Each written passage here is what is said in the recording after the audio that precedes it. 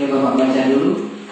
Pengertian pertama, pengertian kedua itu sama-sama pengertian tentang bahan ajar. Kalau ada yang merasa salah, Bapak kritisi saja.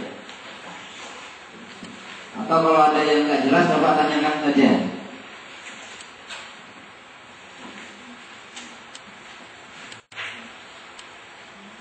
Oke, Bapak ya, pokoknya dia berbentuk bahan, bisa tertulis, bisa tidak. Yang tujuannya untuk pelaksanaan BBM-nya jalan. Kan seperti itu kira-kira rumusan dari dua pengertian itu. Ada satu pengertian Pak yang menurut saya itu bikin saya jadi guru susah. Ini pengertiannya. Kalimatnya sederhana, barisnya cuma 4 baris, gak panjang seperti yang di atas.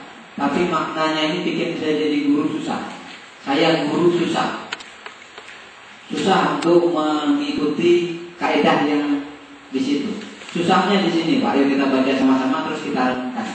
Bahan ajar adalah seperangkat materi yang disusun secara sistematis, baik tertulis maupun tidak, sehingga tercipta lingkungan atau suasana yang memungkinkan siswa untuk belajar. Saya ulang kalimat yang bikin saya guru susah. Sehingga tercipta lingkungan atau suasana yang memungkinkan siswa untuk belajar. Susahnya di situ Pak, memungkinkan siswa. Berarti nggak mungkin kan? Tugas guru harus memungkinkan. Itu yang bikin saya guru susah. Paham Pak? Kira-kira seperti ini Pak. Anak-anak yang kelas 1, kelas 2, kelas 3 itu bisa nggak diajari abstrak? Visual punya Pak? Ini di sekolah. Video, film, atau VCD punya Pak? Nah punya, saya punya Pak. Saya kasih nampak lah, karena saya punya. Itulah yang saya bilang susah kita jadi guru. Caranya kita kurang. Terus macam mana anak mau kita? Saya kasih nampaknya punya anak saya tadi saya rambut. Kakak pinjam ini dulu bentar ya.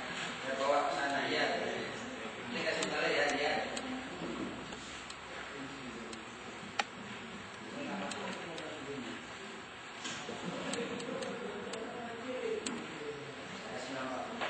Andaikan saya guru di sebuah SD, dan hari ini kita belajar membaca, sebelum belajar membaca mungkin Bapak akan mengenalkan guru ke kalian dan ngomongnya ke anak-anak seperti itu. Terus, duduk yang rapi, yang tenang, dan seterusnya saya katakan ke anak-anak.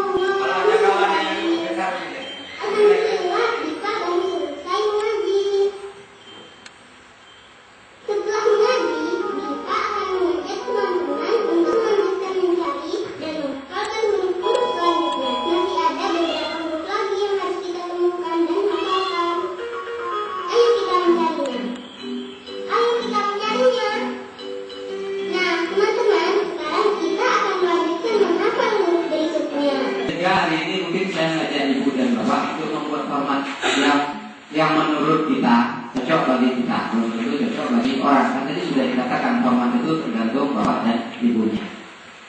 Terus yang ketiga yang mau saya kasih tahu adalah silabus itu milik siapa, Bapak dan Ibu? Milik guru